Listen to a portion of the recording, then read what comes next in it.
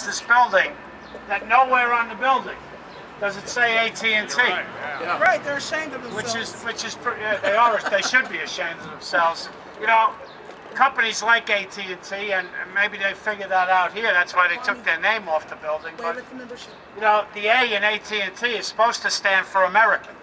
Well, when they keep shipping good union jobs all over this country and just trying to get rid of Americans, because that's what they're trying to do, and that's what they continue trying to do every day, and a company like AT&T that is doing this continually in town after town after town in the United States of America should not be allowed to call themselves American Telephone and Telegraph.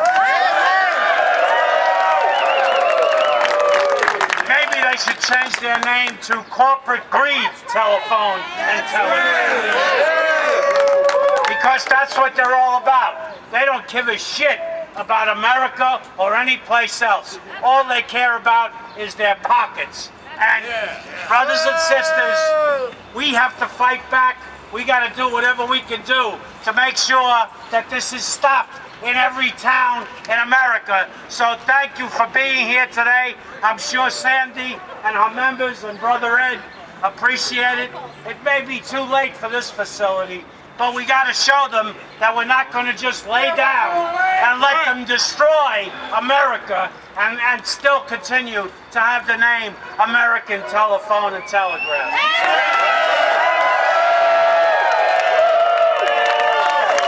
Thank you, brothers and sisters, and keep up the good work. Solidarity, solidarity, solidarity. Fight back, fight back, fight back, fight back.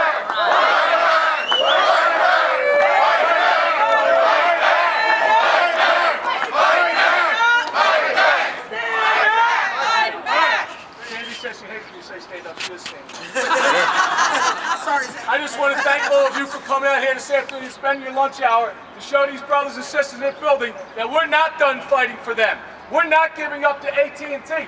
This isn't about work that AT&T no longer has. This is where they want to transfer families 1,500 to 2,000 miles and be able to go to a politician saying, I'm offering them a job.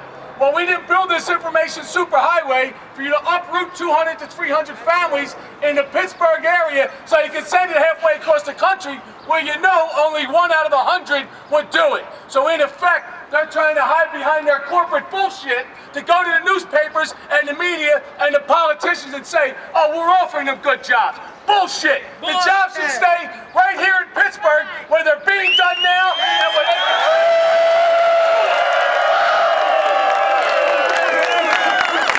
You didn't hear the beginning of Sandy's speech there. Her voice is going a little bit. Listen to this loud and clear.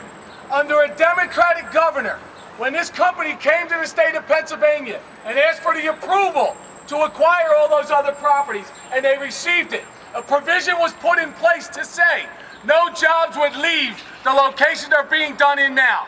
When they tried to move them under that governor, he stopped it, and these jobs, and the ones down on Grand Street we're fighting for as well, remained. Under the Republican governance in there now, when we brought the same document with the same commitments in there to his attention, his administration's response was, well, you can't ask a company to live up to their word for this long a period of time.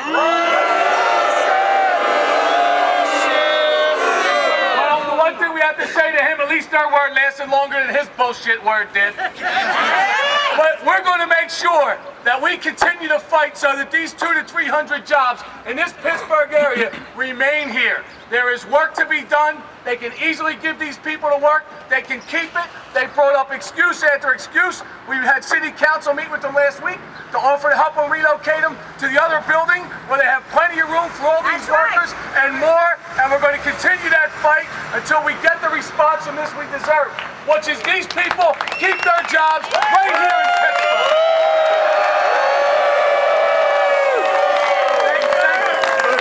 Thank you all for making the trek down here. We'll get this wrapped up soon and march back, because if we're